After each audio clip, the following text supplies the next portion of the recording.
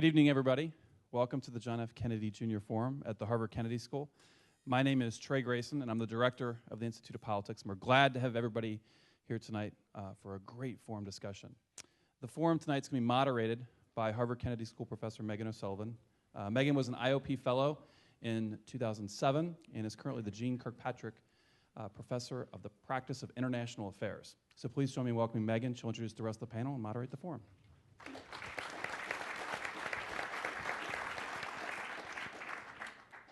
Good evening, and thank you all for joining us here tonight. We have a wonderful event ahead of this next hour in 10 minutes or so. It's clearly a critical time in the Middle East. We saw the conclusion of potentially hopeful talks in Geneva with Iran yesterday. There's hope for cooperation between the U.S. and Russia on Syria, and there's great uncertainty as to Egypt's trajectory. And some would go further than just looking at countries individually, and they would say that the Middle East is actually in a period where we're seeing the arrangements of the post-Ottoman period collapsing. So how all this comes out, what the outcome of all of this is, has many implications for the United States, and in some cases constitutes vital interest for America's closest ally in the region, and that is Israel. And I dare say that a major predictor of success for policy and strategy in the region would be a joint U.S.-Israeli understanding of the problem, and where possible, an agreement among Israelis and Americans on how to move forward. For this reason, we've gathered this exceptional group of former policymakers and current-day thinkers and opinion makers to talk to us about the subject that we're looking at, which is America and Israel. Are they on the same page regarding regional challenges? And we have four great people to speak with us tonight. You have their bios, so I'll just introduce them briefly. To my immediate left is General Amos Yadlin, who is the current director of the Institute for National Security Studies in Tel Aviv and the former chief of defense intelligence of the Israeli Defense Forces, and we welcome him. To his left, we have Michèle Flournoy, who is currently a senior advisor at the Boston Consulting Group, and until recently was the Undersecretary for Defense for Policy in the Obama administration. So we're happy to see you again, Michèle. We also, to Michelle's left, have Dan Meridor, who until very recently, earlier this year, was the Deputy Prime Minister and the Minister of Intelligence in Israel. We're glad to have you here. And he's currently chairman of the Jerusalem Foundation. And at the end, you'll recognize Bob Zoellick. It's good to have Bob here. He is a senior fellow at the Belfer Center, the former president of the World Bank, and the former Deputy Secretary of State of the United States. And just to state what I hope is obvious, these people all held very senior positions in their government, but they're here tonight speaking in their own personal capacities. So before I get down to business, I'd just like to thank a few people. First, I'd like to thank the organization sponsoring this program, and that is the Middle East Security Project, which I co-chair with my colleague Shai Feldman. We extend a warm welcome to our supporters who are here tonight for this event. And also our co-chair or co-sponsor is Tel Aviv's Institute for National Security Studies, and we have a very esteemed contingent of Israelis and Americans who are joining us for the next 2 days of private dialogue, and they're in the audience tonight, so I welcome them all. So let me start, Amos, if I could turn to you and ask you a broad, open-ended question, which is, give us a sense of the region from the Israeli perspective. How is Israel doing in that part of the world? Yes. Some people say that... It's a softball if there ever was one. That a pessimist is an optimist with experience. Since I have at least 40 years of experience, I'm still an optimist. And from Israel, we are in the middle of a stormy ocean, but on quiet island. A friend of Dan, Minister of Defense, Barak, used to say, it's a villa in the jungle. I heard a term lately, it's a coffee shop in a slaughterhouse. So More vivid. Israel is doing quite well. because it's a villa in the jungle, and the animals in the jungle are busy with themselves. It is today 40 years to Yom Kippur War. On the 17th of October 1973, I was a young fighter pilot flying over the Suez Canal. And out of the many sorties I did in this war, on the 17th was the only day that Egyptian missile was able to hit me. But don't be so tense. I landed safely. You're still with us 40 years and later. I'm still with you. And you know, in the Bible, in the book of Judges, after every crisis, and when the judge for the people of Israel solved the problem, there is a sentence saying, for those who understand Hebrew, "Vatishkot haaretz 40 shana," and the land will be silent for 40 years. And there was a huge argument after 1973. Who won the war? The Egyptians won it because they surprised us. They crossed the canal. The Israelis won it because they crossed back to the western part of it. How many airplanes were shot down? How many soldiers were killed? The balance was quite a tie. But if you look at it, and that's what your question, from 40 years, I think both sides won it, because we won peace, and we didn't have any conflict with Egypt for 40 years, and not with Syria, who was the other player in Yom Kippur War. So if you look from 2 generations, they haven't fought any war with Egypt and Syria, and this is a huge achievement for Israel and for the Middle East. Israel do have a very strong deterrence. Strong deterrence not only against states, but also against non-state actors. And not many professors here will testify that you can deter a non-state organization. Al-Qaeda cannot be deterred. But Israel won in the last decade 3 wars against terrorist organizations. We have destroyed the capabilities and the motivation of the terror from the West Bank. We haven't destroyed the capabilities of Hamas and Hezbollah, but we were able to deter them. So sitting in Jerusalem, it's a very dangerous situation, but the so-called Arab Spring and what is happening in the Middle East is not only threats to Israel. There are some opportunities there, and in a second round, I will be happy to speak about that. Great, thank you. And thanks for starting us on a positive note, that the 40-year lens, which is so appropriate today, not only the anniversary of the Yom Kippur War, but also the start of the OPEC embargo, which has also been noted, but obviously in a much less somber way. Michèle, maybe I could turn to you and ask for an American perspective, looking at the region, and if you could, speaking in your own personal capacity, give us a sense of how the Obama administration is looking at the Middle East. Is there a regional strategy in place? Can we discern what the goals and aims are of the United States? How would the United States like to see the region evolve?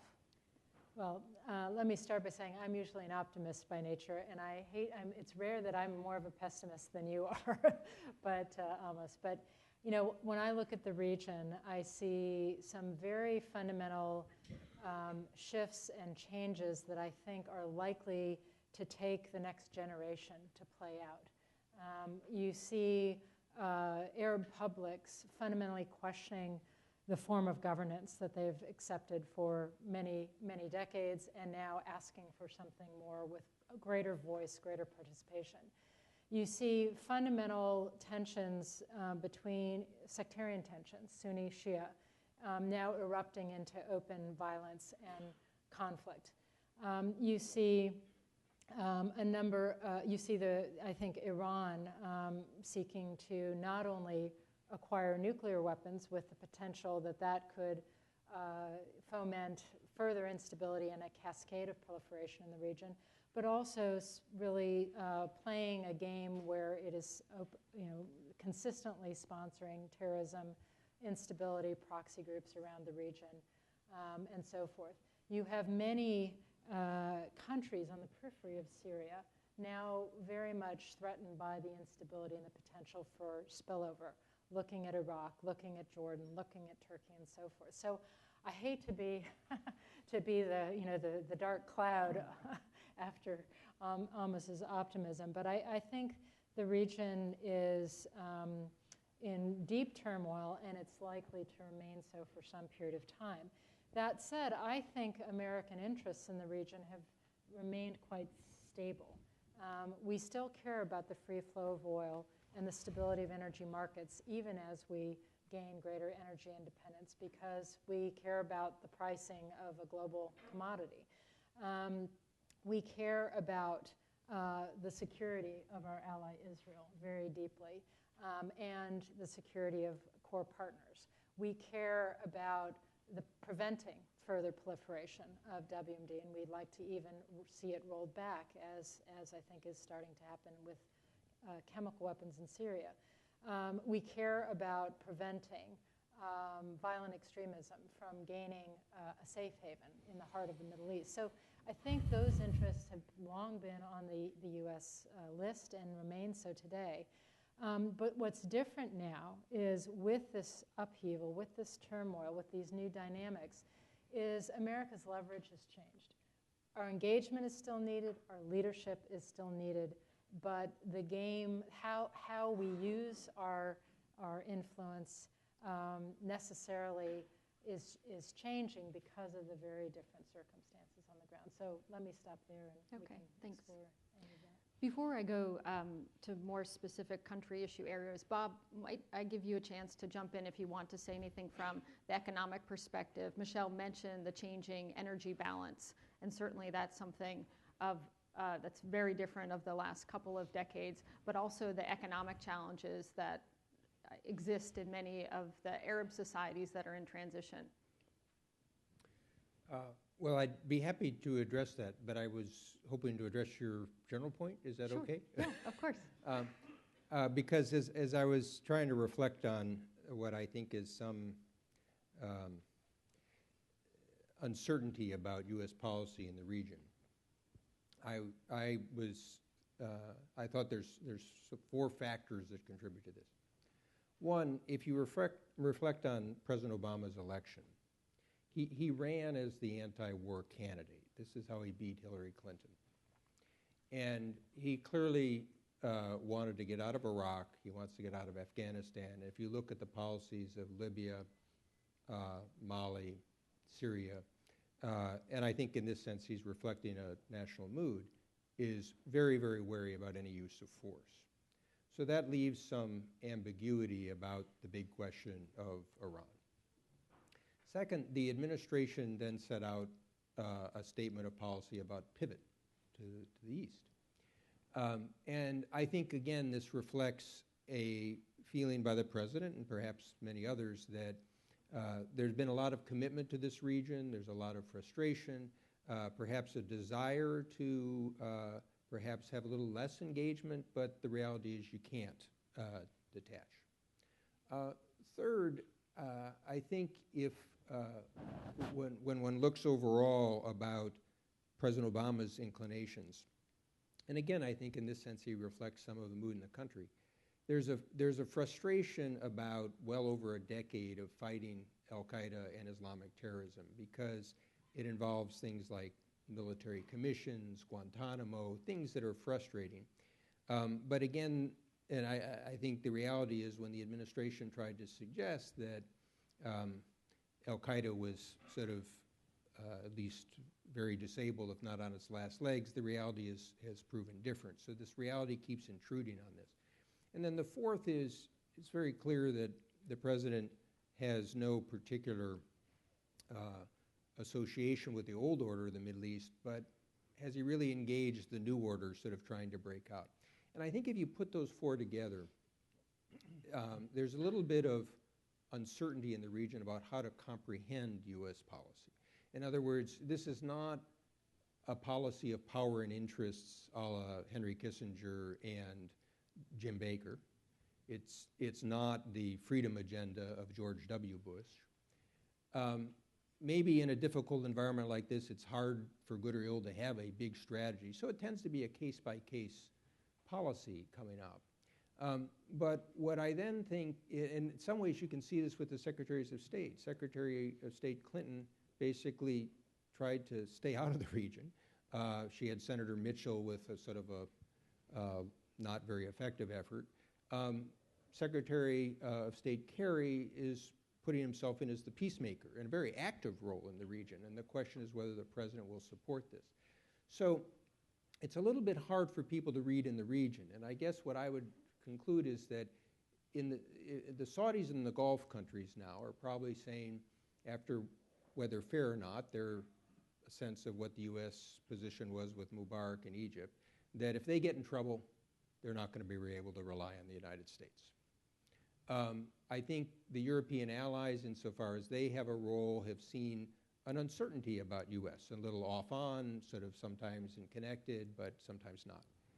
For Israel, I think the reality is no U.S. president can detach from Israel's security, but there's a certain sort of, not ambiguity, but perhaps a lack of full association and engagement because of these other factors. It's just a little hard to read. And so I think one of the risks of this is that if you think about this in some ways, in a lot of ways, what the president is reflecting is a mood of the country, being tired of wars, being frustration with the Sunni Shia, being the sense that these are very difficult problems.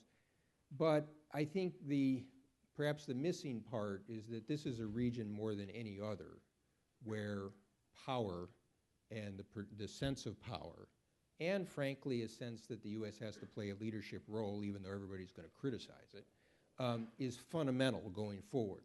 So I think, without judging the individual policies, I think you have an environment where, from a U.S. perspective, people might say, well, we've got this position on X or Y or Z, but overall it's left a sense of uncertainty about the full degree of U.S. commitment. And part of that, again, is reflected that people are focusing on issues at home. Mm-hmm. Before I move on, thanks, Bob, I'd like to give Dan the opportunity maybe to comment on what Bob said in this idea of an uncertainty about American engagement in the region, particularly from the Israeli perspective. He was saying perhaps there's I think you said a sense of a lack of full association. I wanted to give you a chance just to comment on that. Well, first, the caveat, we all have been wrong in the past predicting the future, especially in the Middle East. Yes. None of us sitting here, including me, could have told you 3 years ago that an Arab Spring is going to come, Egypt is going to be turned over, and all the rest that you see. So we need to be very cautious and modest when we try to say what the future is holding for us. So what I would say is my assessment, I may be wrong, as has been proven in the past. Second, I am fairly optimistic is the word that Israelis use today. It's a very unstable area now. Things are in the making, it's not over. But having said that, however, we have seen Egypt in a worse situation a year ago. Now what we see in Egypt is a regime fighting terrorists more than anybody, including Mubarak in the past. We've had Syria as a major enemy with chemical weapons. They may be dismantling them. Iran is a staunch enemy, is now under heavy pressure. I'll come to it in a minute. You see quiet in the land. Israeli economy is doing quite well. Stan Fisher is here. He can say it better than me. Over $30,000 per capita GDP. 6% unemployment, growth of rate still 3% and over. I think modestly I can say, looking at the turmoil around, I feel we are in a success story. Having said that, however, it's in a very volatile area. Iran. Phase 1 is over. Iranians lost phase 1. We, Obama and the rest, won it. They came to negotiate, they changed the disc they played. They play a different disc now, they have different music. It's not over. It's the intermission in the game. second half is more important, but it's not that we lost it. We came to a point we wanted them to come, to start talking. Will we be smart enough? I mean, Israel has a little to play here, America mainly, be focusing on the target and saying, you want sanctions off? Great. All of them off, but you need to stop the program, and the details will follow. We may be going there. It's not over, but I'm not pessimistic about it. If we do it right, we together, I think it can be reached. The problem that I see is an illusion that some Israelis may have and some others. We have an anomaly in the relationship with Palestinians that goes for 47 years now, since the 6 Days War. It looks quiet. It cannot continue. We need to change it. We need to find another arrangement. Two-state solution is what we all speak of. It may or may not be reached. It depends on both sides.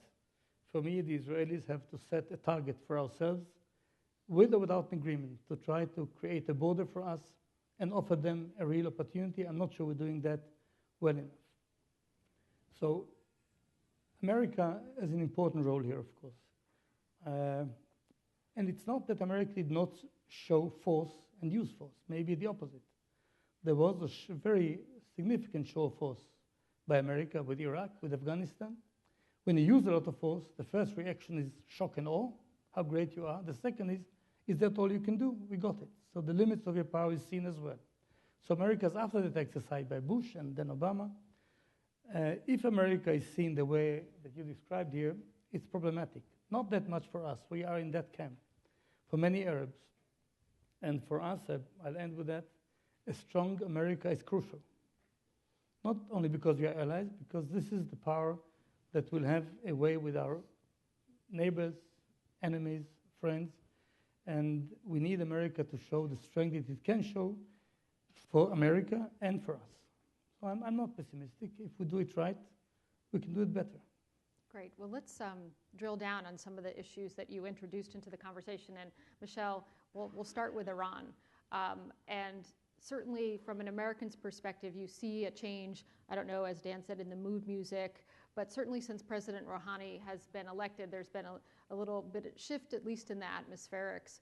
Can you talk about how you think that's affected American policy and attitude towards the negotiations, and maybe anticipate where you think the U.S. and Israel could disagree if and when serious negotiations get underway?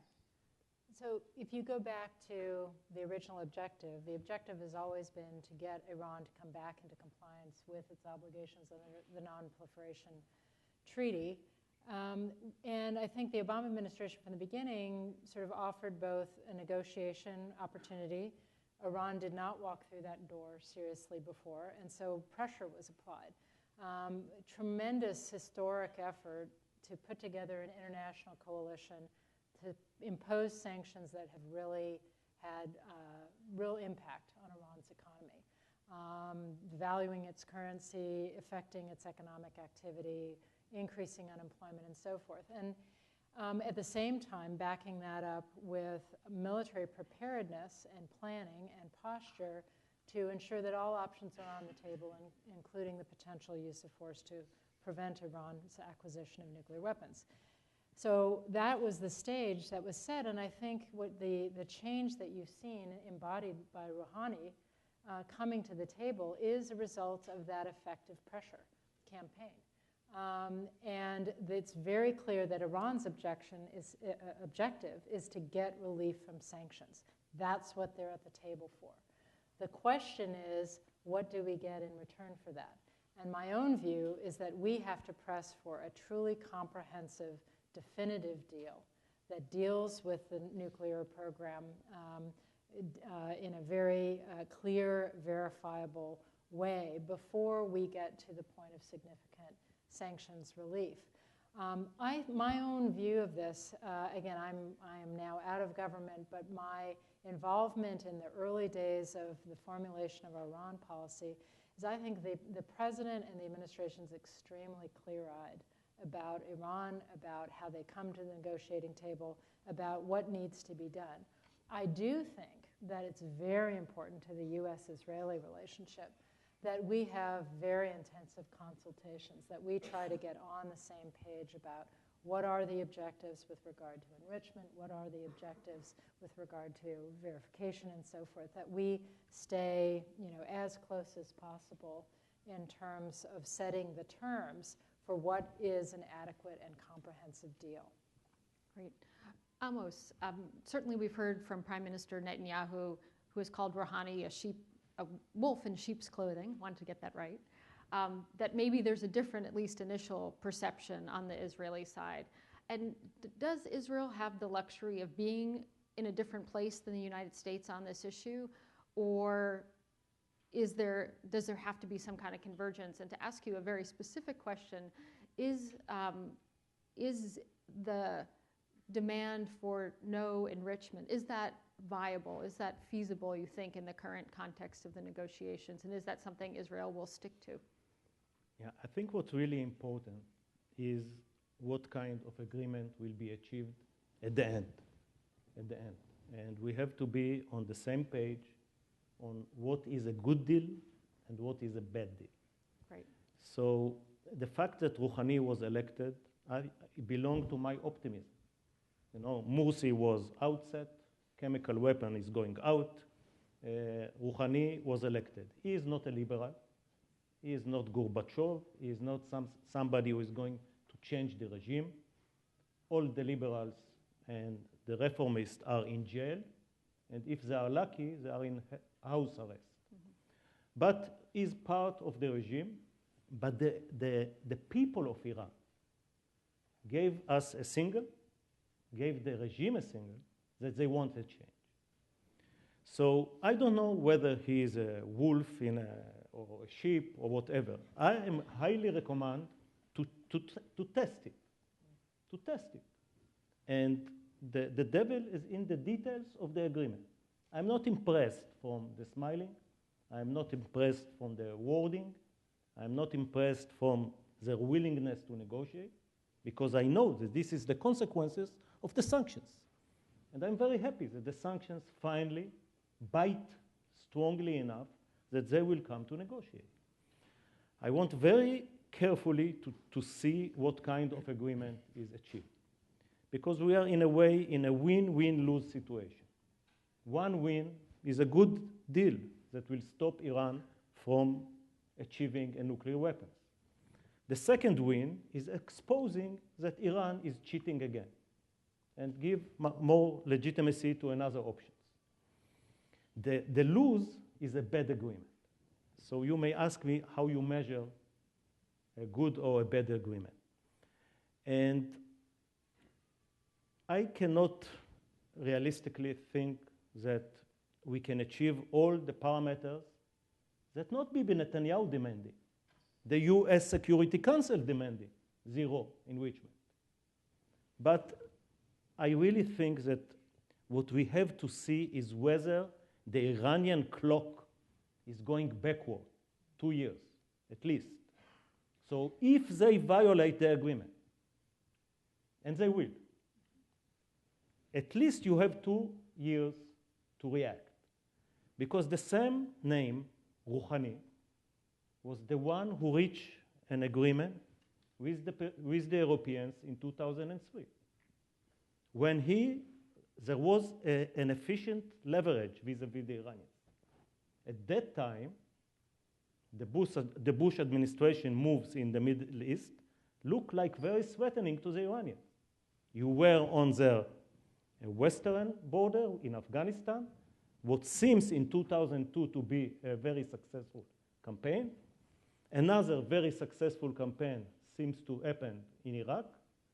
The Iranians who fought with the Iraqis 8 years and were unable to cope with them saw how your military outset Saddam Hussein and destroy his military in 8 weeks. So they were willing to sign an agreement, or to reach an agreement. Unfortunately, in 2005, they understood that the situation is not anymore threatening for them, so they renew conversion, enrichment, and so on and so forth. So I will look at the parameters that will leave the Iranians with a minimum capability and the right to enrich. I don't have no problem with the right to enrich as long as there is a very efficient supervision, and if they send away the IAEA, it takes them 2 years to come where they are now. This will be my criteria for a good or better deal. Okay, interesting. We have so many issues and so little time, so forgive me if we moving back and forth, and I know we'll have many questions from the audience, and hopefully people can pick up on these issues. Bob, I'd like to move to Syria, and you had commented on U.S. policy broadly in the region. If you could say a little bit about U.S. policy towards Syria today, is it fair to say that we have traded a very broad objective of seeing Assad out of power for a very narrow objective, not insignificant, but much more narrow, of getting rid of Syria's chemical weapons, even at the expense of consolidating Assad in his position for the foreseeable future? Yes. All right, I wanted pithy, that's pithy. But let me expand on it. Look, this is a very, I mean, everybody understands this is an extremely difficult situation and problem. There's no easy solution on this. And removing the chemical weapons in a substantial way, maybe that's important for the security of the region.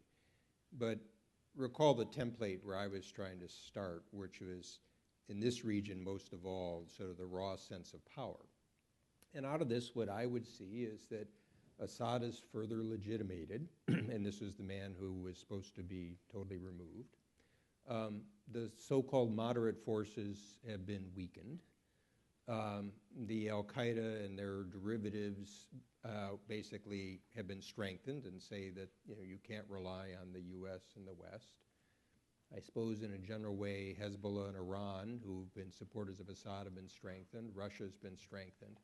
Now, that isn't the end game of the process, but in a world that, in a region in particular that looks at the power, I'm a little troubled by sort of the spin that this is a great success of diplomacy. I mean, relative to where it was and other things, okay, fine. But and then the next step, of course, would be if a chemical weapon accord could lead to a broader peace accord. And I compliment Secretary Kerry for trying to do this.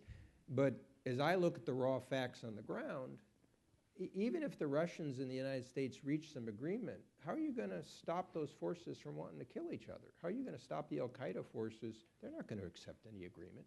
So what it strikes me is that at a minimum, I mean, in some ways this goes back to Henry Kissinger's adage, it's too bad both sides can't lose. And I think that what that would mean for the U.S. going forward is that if we want to have some influence in this process, whichever course it takes, we better be investing in trying to find and strengthen those forces that we can live with. And I'm not on the inside, but it strikes me not enough has been done on that. So that doesn't necessarily say the U.S. has to get in and do it itself, and I think that would not be the mood of the country and others. But I worry that the end result of that series of events is one that the United States' hand has been somewhat weaker, and the opponents are somewhat stronger, but you've got further stages to play. Thanks. Dan, staying with Syria, for some time our Israeli friends and interlocutors have given some of us the impression that Israel would be happy for Syria to have Syria's civil war to just kind of play itself out. And my question to you, has this changed because of the use of chemical weapons in August? And what would Israel counsel the U.S. to do in this current situation? Would it be much different from what Bob suggested? Or would Israel be against any kind of greater intervention at this juncture? Well, I don't think that we can advise the United States. I'm not sure we know what to advise the United States. Even if they were ready to use force in Syria, which they are not.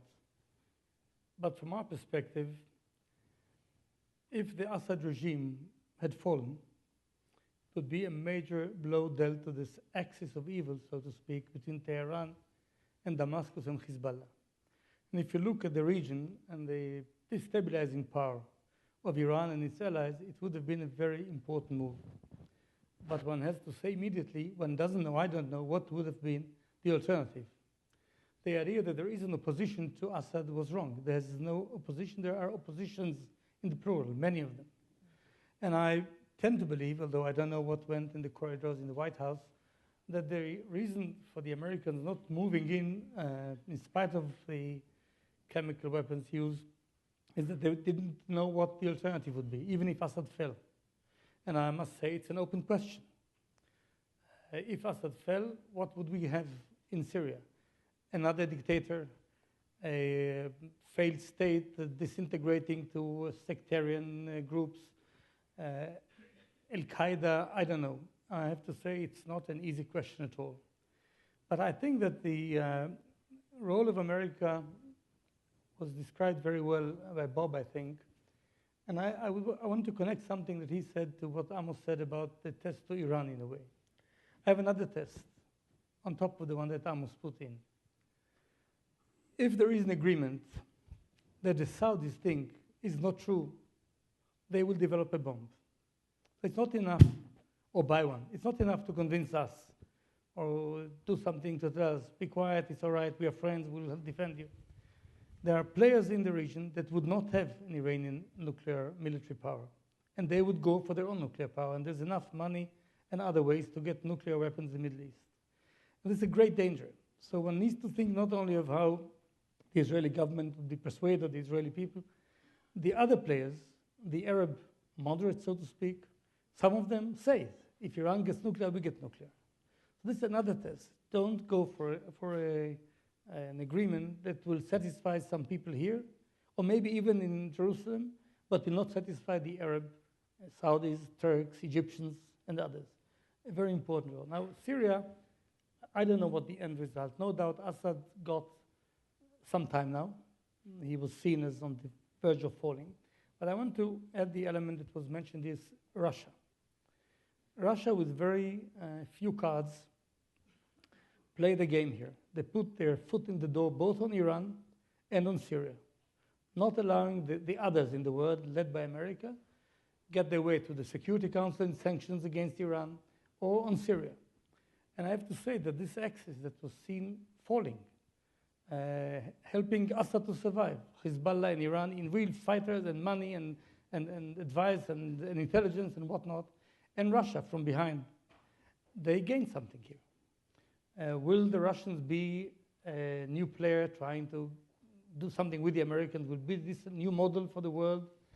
Or is it something different? I don't know. But Russia should be looked at very carefully because they have stepped in. They were out, they've stepped in. Is it for better, for worse? I don't know yet. Great. I'm going to try to squeeze two more questions in before we have people ask questions from the audience. Amos, I'd like to turn to Egypt. And as you are well aware, the Obama administration recently made a decision to suspend most assistance to Egypt. And from an Israeli perspective, does Israel feel that this move has jeopardized your security interests? And are you confident in the distinction between aid that Egypt needs to fight terrorism in the Sinai versus broader military assistance? Is that a meaningful one to make? Once again, I recommend not to panic from anything. That's a good. Israel is strong enough if the U.S. will decide A or B about Egypt. And the Egyptian-Israeli peace process has its own legs. It's not because of America assistant Egypt. It's because of the very interest of the two countries not to go to war anymore. Even Morsi understood it. So I don't see any connection between cutting the aid to Egypt to the security of Israel. However, I must say, if we discuss Egypt, that in Israel, we see the events of the summer in a different perspective than the Obama administration. We think that this is a positive move. This is the renewing of the original Tahrir Square revolution, because Tahrir Square revolution was hijacked by the Muslim Brotherhood. And I don't have in this school to remind you that democracy is not only election. Democracy is much more than election. It's a fair constitution. it's human rights, it's women's rights, it's freedom of speech, it's a lot of things that Morsi ignore. And for many of us, it's remind places in the world, maybe in the 1930s, maybe in the 1970s, of one man, one vote, one time. So the fact that the military left its alliance with the Muslim Brotherhood, made a new alliance with two important elements in the Egyptian society, the people of Tahrir, the young, liberal, secular people that initiate the old revolution, and the 40 million Egyptians that most of them are even illiterate. But they understood that the Muslim Brotherhood are not delivering. And they went to the streets in millions, more millions that vote for Morsi. So we don't see it as a military coup. We see it as a positive development for Egypt, for the Middle East, and in a way for Israel, because once again they are fighting against the terrorists in Sinai in a way that they were never done before, not even in the Mubarak era. Okay, I'd like to encourage people to come to the microphones. I'm going to ask Michèle one last question, and then I'll turn it over to the audience. So please start to make your way. I'm sorry not to be able to drill down on that answer even further, but and Michèle, I'd like to give you the opportunity to be the person who comments on Secretary Kerry's energies and efforts to bring the Israelis and the Palestinians to the table. Certainly this has been an enormous effort on his part, absorbed a lot of his energy, and I would like your thoughts on whether this is a wise use of American power at this time, and what's the opportunity cost of it? I personally think that it's very important for the United States to be spending political capital on the peace process for a couple of reasons. First, if you think about what will ultimately lead to sustain Israeli security long term, it is a two-state solution that locks in Israel's right to be a Jewish democratic state. Given the demographics within Israel, in the region and so forth, I mean, this is something that has to be pursued with some urgency. It is critical to the long-term security of Israel.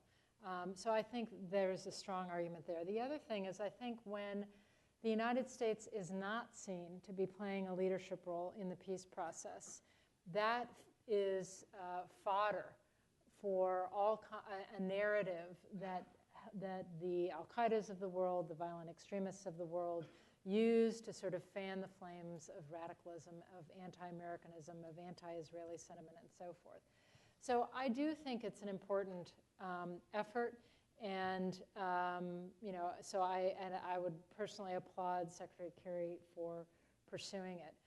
It can't be pursued to the exclusion of everything else we have to worry about in the region or the world, but I think it's an important effort, and I think it hopefully will incentivize and also put some pressure on the parties to come to the table and have more serious and productive discussions. Okay, Bob, you want to just get a small word? I know you want to go to the floor, but I want to draw two points from what Amos said that kind of highlight, I think, maybe some lessons of diplomacy. So first on Egypt.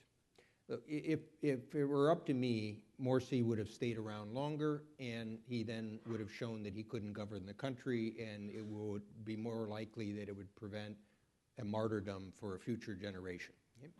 But the world didn't turn out that way. And so what I am really troubled by with the administration sort of removing some of the money is, at a point, you have to decide. This is an example of what I'm saying about uncertainty. Where do they really stand? So on and so forth.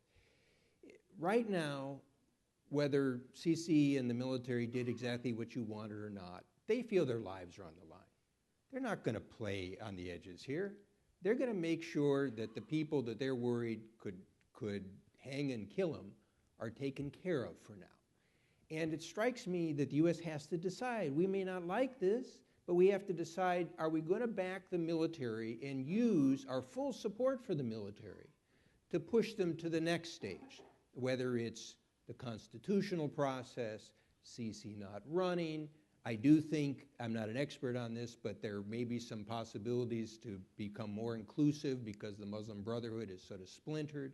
There will be other stages. But instead, what does the U.S. do? It takes a position that loses some of its standing with the military, and with the Muslim Brotherhood thinks that we're part of it anyway. So how does this enhance our power going forward? Now, it's appealing at home. You can say, well, I took a little bit here, so on and so forth. But my point about diplomacy is it's not just what you say in the papers and the spin. It's how you drive this forward and use your power. And the second point, this Iranian negotiation, again, here's where the trick is going to be. Everybody in this room probably knows diplomatic negotiations start to take on a life of their own, okay? And given where the Iranians were, they're going to be moving a lot, okay? And they've got all this nice mood music and so on and so forth. What I think is critical at this stage, because the United States is negotiating as part of a coalition, is to define with the coalition the conditions that meet what Amos said, which is we're never going to be sure what the Iranians are going to do, but we can have a pretty good idea that we'll set it back so that it would take a year or two to be able to go forward. We need to clarify that now, up front, very straightforward. And I'm not even saying this with the idea that, oh, you have to be ready to use force. I would even say, even if you're not ready to use force, what you then will do is keep on very tough sanctions, okay? But these are both sort of incidents of diplomacy, and I'm somewhat worried when I watch this dynamic, because I've been part of these, where this will go, oh, they're close, we'll do this, so on and so forth. This is one where the threshold is quite important. And so this is the risk a little bit of the uncertainties of this sort of case-by-case polity and the lack of clarity of the U.S. position. Great, thank you. Let me move to the audience and start on the left. I think everyone in the room knows the rules. All questioners, please identify yourself. Please ask a question that ends with a question mark, and that's the third one. So I'll start with you. Hi, my name is Nancy. I'm a freshman at the college. My question is, a recent New York Times article entitled Two-State Illusion suggested that the two-state solution was something that diplomats clung to because to do otherwise would mean that they weren't being diplomatic, basically out of a fear of perception. Recently, a Pew study showed that 48% of Jewish Americans don't believe that Israel is doing all it can to ensure peace between Israel and Palestine. My question to the panel is, to what extent do you think that the U.S.-Israeli relationship can begin to imagine a one-state integrated solution? Dan, can I field that to you? Yeah, well, I think that if it's not a question of Israeli security, it's a question sorry, of Israeli Israeli what? identity. It's not security, it's the identity of the state of Israel. 47 years ago, after the 6 Days War, justified war that we won quite dramatically, nobody could have thought that what we'll have after that will continue 47 years. You could have been for annexation and giving full rights to everybody. You could have been for withdrawal. But leaving uncertain, unclear situation for people not to know whether they belong here or there, they don't vote, is something that is not perpetuable, cannot continue. It's bad for us.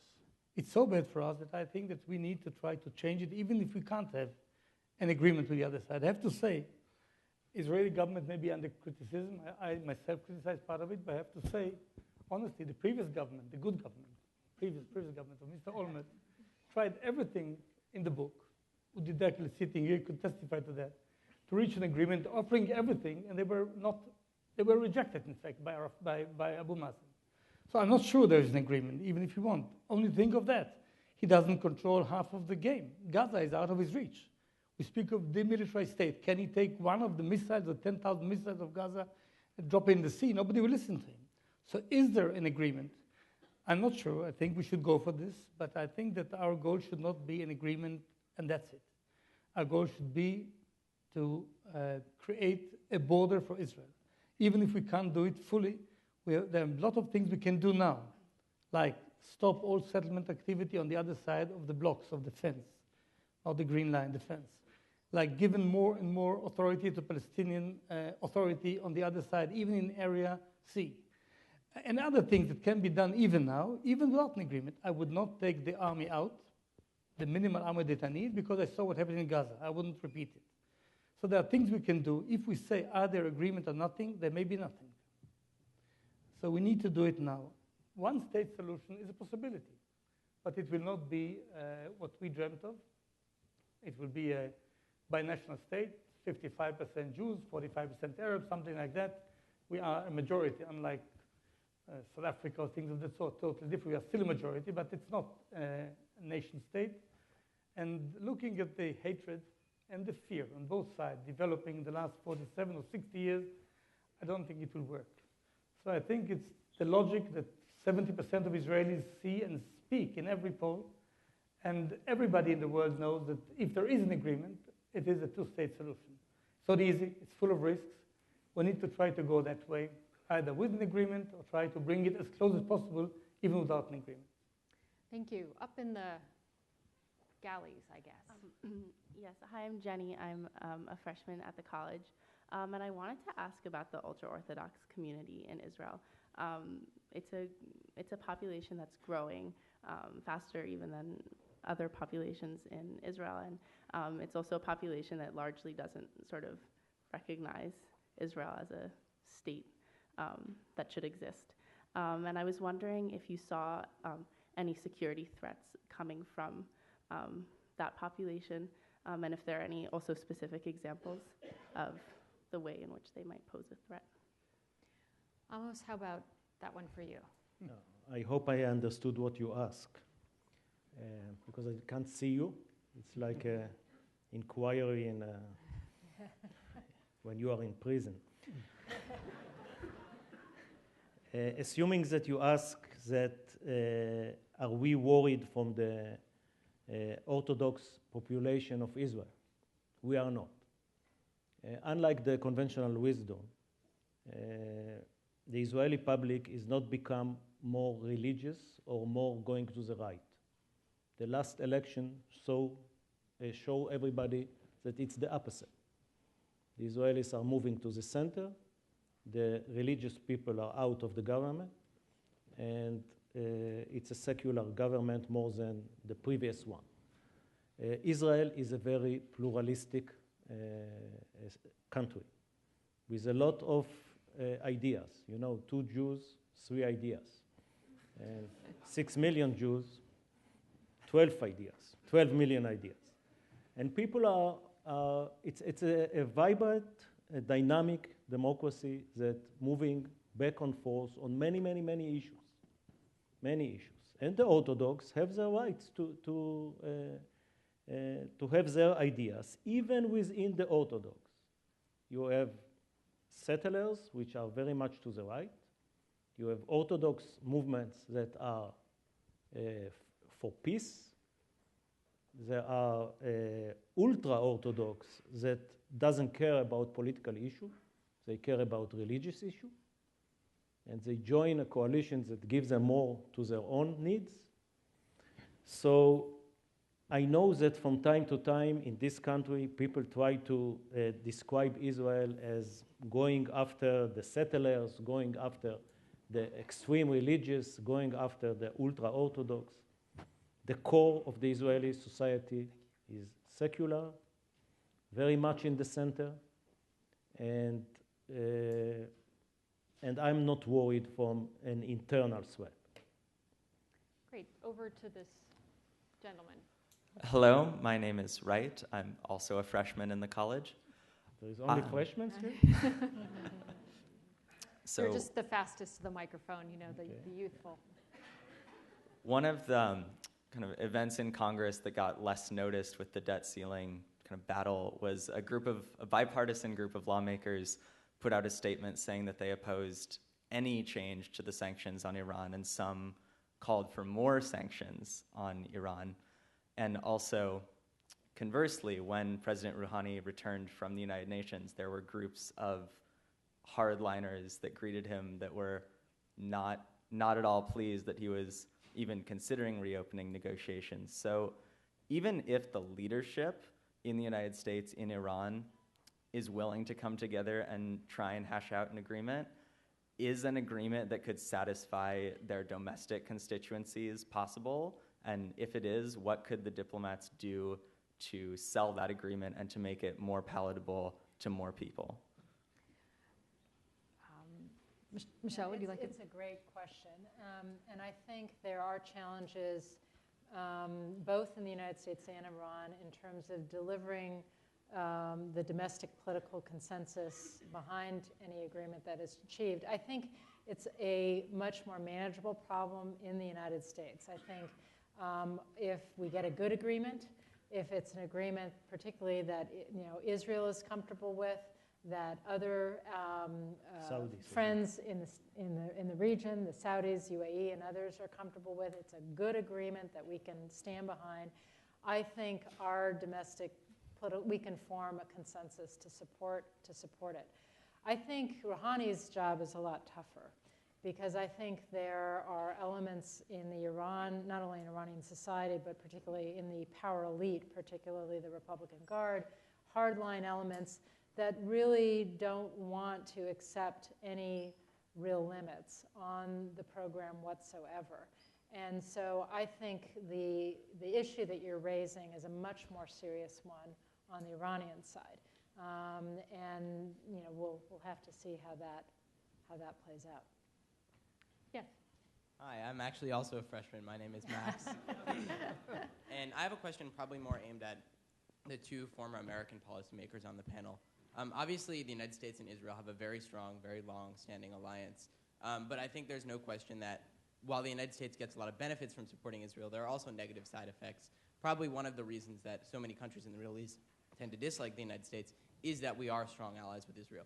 And so I'm wondering, when the United States, when the executive branch, for instance, makes its policy calculus, when it makes its decisions regarding Middle East policy, and specifically regarding Israel policy, to what extent do you think President Obama and President Bush actually consider both sides of the issues, that they consider all of the impacts that their Israel policy has?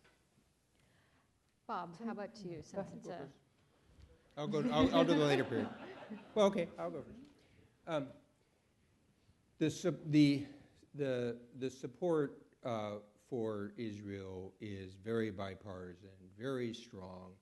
As this question from your colleague freshman suggested, it's very strong in the Congress, which will sort of continue to press the administration.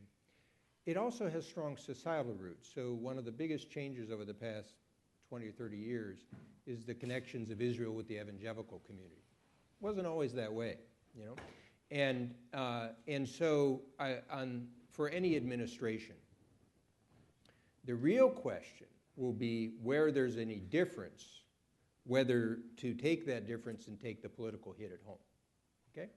So I was with Secretary Baker earlier this week, and he reminded me of two votes, one in the start of the Reagan administration with Saudi arms sales, AWACS, and then another one with the issue of loan guarantees, where the Reagan and Bush administration took a different position than Israel.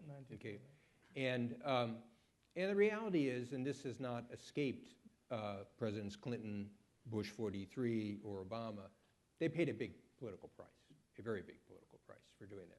They succeeded, and that in some ways may have strengthened their overall diplomatic hand in terms of being able to say we'll take our own positions. But I think, by and large, for the reasons we've said, there's probably a 80 to 90% alignment on issues. As Amos was saying a little bit on Egypt, I think there's probably a slight difference. I will highlight this on the Iran issue. Because as the way Michelle defined it with the Congress, I would agree with her conclusion. But let's say there's a deal that doesn't quite fit what the message coming out of Israel or Saudi Arabia. I think that's a very real possibility, a very real possibility. I think this administration will try very, very hard to have a deal. And whether it's exactly the right deal is another question. And then the question from your colleague about the Congress is going to be really true. Because remember, when the president decided he wanted to take action against Syria, he didn't have the support in his own caucus. So this is one of the few times Boehner and Cantor, the speaker and the majority leader, actually offered support. And that tells you something, that just as you've got a populist right, you've got to move on the left here in the country that is less it's less obvious because of President Obama taking all the oxygen. But on some of these issues of going to war, conflict, others, you don't necessarily have the same support that people might think is out there. But on this issue of Iran in particular, there are very deep held feelings in the Congress. So this is one where, in a way, as Michelle suggested, it'll practically keep their feet to the fire in the negotiation. I know that Dan and Amos wanted to make a very brief intervention. I'll give you each just a few seconds to respond to that question before we continue moving around. Dan, I'll start with you. Let me take issue with the assumption that America stands with Israel on everything. I think there are things where America was very much against Israel, and Israel changed its position. From '67, America said, you want the next territories. If you do only minimal parts, it's 67 plus changes. This is 1969, Rogers said it. Israel said no, all governments. Now, 47 years later, Israel says more or less the same. America didn't stand with Israel on this. It does stand with Israel on things that relate to its survival. Nothing more than that. When the Palestinians were offered everything, it didn't take it, and they said right of return, America does stand with Israel. So I think there are other cases that were mentioned here where America and Israel did not agree. Not always America agreed with us. I remember being a member of governments and serving governments that said no to America. Begin, Shamir, Rabin in his time had a big fight with the President Carter in the 70s. And it was not always an ideal situation. On the basic issues, and we are at the end of the road of the negotiation. Everything is already said and done. We come to the basic thing. Is Israel going to stay and survive or not? We don't have a clear answer from the Palestinians. On this, Israel and America stand together. Iran is not an Israeli issue alone. It is Israeli. It's a Saudi, Arab, it's American leadership. So there is conversion of interest. It's not that America has to give up on its own interest in the sake of Israel against other Arabs. Now you have most Arabs and Israel on one side and Syria and Iran on the other side. So it's not a black and white picture at all. Almost briefly. Once again, can I give you an advice? Don't always buy the excuse on the surface, because the Arabs use it against America. But if you look at the role of America in the Middle East, as Dan said, it was very balanced. It's brought peace to the Middle East. President Carter with Egypt, and President Clinton with Jordan, and the PLO Israeli agreement. It's all done with American help. And when you speak today with a Saudi general, which I see from time to time, they hardly mention. It's number 3 on their list.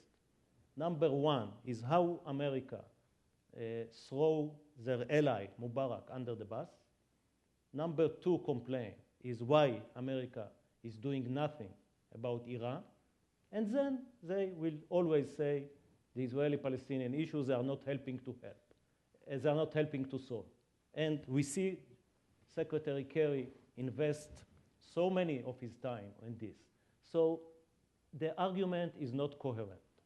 And even if you look at September 11 announcement of bin Laden, why he flew the airplanes into the towers, Israel is not there. It's America stealing the oil from the Arabs in the Gulf. So it is important when you do analytical learning to distinguish between propaganda and facts. Sir. Good evening. I'm not a freshman. But I see that you are in Israel. Leo Brooker, I'm a Wexner Fellow here at the Kennedy School. I'm wondering what... Could you just speak more directly into the microphone? There we go. I'll try my best. I'm wondering what are the lessons, if any, that the administration is taking from his experience with North Korea to the negotiation table right now with Iran. Thank you. Michelle, could I turn that to you? Again, I can't speak for the administration, but I think that the North Korean experience, and particularly the experience of feeling like, watching successive administrations over time, start to question how many times are we going to buy the same horse? How many times are we going to try to pay to get the same sort of limits on the system? When I say the administration's very clear-eyed about Iran, I think it's partly informed by the experience with North Korea, which is not just a U.S. experience, but it's a six-party talks experience, which has a lot of some overlap in terms of others who've learned similar lessons. So I do think it's a relevant case, and it's very much in the experience and in the mind of those who are going into these discussions. I differ with Bob in the sense that, yes, I think this administration would love a good deal. I don't think they're in a rush to get just any deal. I think everybody understands that once you start relieving sanctions, you're never going to get them back. So you better be very, very careful that you've got the right deal before you let up on the pressure. That's my reading of the administration. Just to be clear, I didn't say any deal. I said a deal that would not give you the couple of years cushion that Amos mentioned. And there can be things that look appealing, but don't give you that cushion. Yeah. Again, I think. But we'll see. Yeah. I think that same reluctance to be, to have to go into another war in the Middle East is actually a driver of ensuring that you have a deal that does really give you real warning, real time back on the clock, and the kind of assurances you need so that you don't have to be in the situation where wondering within 6 months is some kind of more decisive action going to have to be taken. Up in the balcony, please. Yes. Hi, I'm a graduate student at the Kennedy School, and we mentioned a couple of things so far, one being somebody talked about an internal threat, and then we also discussed the idea of the Jewish-Israeli state. So I was wondering, it's a two-part question, I guess. One is how much effort and actual emphasis should be on reconciling this internal threat, meaning that Israel is not at peace with its immediate neighbors, the Palestinians, versus we're talking about regional sort of stability, regional issues now. How much should Israel focus its efforts on that? The second part, and the crux of the issue is the idea of a Jewish and democratic state is an oxymoron. So I was wondering if you could comment on that, seeing as to how 20% of Israeli citizens are Palestinians and there are 35 laws that discriminate against them. Thanks. Dan, over to you. First, on the oxymoron, it doesn't exist, I think. The idea of nation states, many European nations are built this way, is an expression of what President Wilson spoke once of, national self-determination, right of nations. There's the Jews are a nation, they have a right of a state to a state.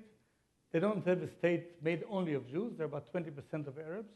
It's the national expression of our self-determination, and there are minorities, and there should be full equality in everything.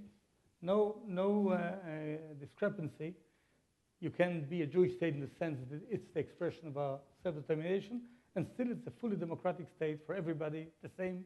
If there were no Jewish majority, it wouldn't be a state of the Jews. It would be something else. I don't see any contradiction here. I don't see any problem with that.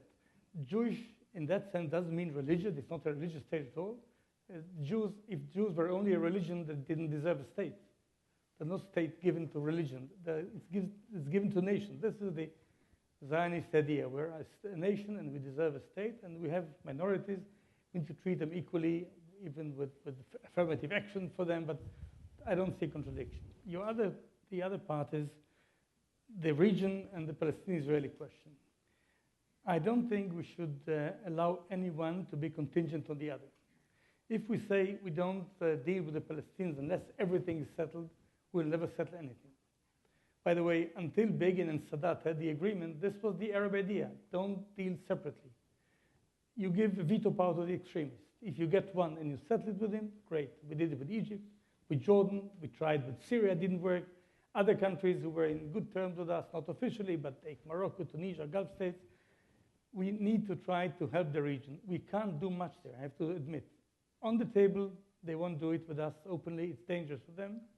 We can take the opportunity of creating ad hoc coalitions, alliances, under the table, so to speak, against the Iranian threat, and there's much more intimacy in the relationship, intelligence community relationship, with not one and not two Arab countries because of the threat that they see, And they know that we are there and we have the same interests. The Palestinians are a different story. In spite of the rhetoric, Amos said it, of the Arab countries, they don't do much about it. Never did. Not in money, not in any other thing. It's our interest. It's not for them, it's for us. And we need to try to promote it, whether the other Arabs agree or not. One thing I have to add, if there is any agreement or any change with the Palestinians, we need to take Jordan into account. For Jordan, it's a clear interest that what will be built there will spill over to Jordan. And we have this triangle of Jordan, Israel, and future Palestine that we need to find a framework for. We need to do everything in coordination with Jordan.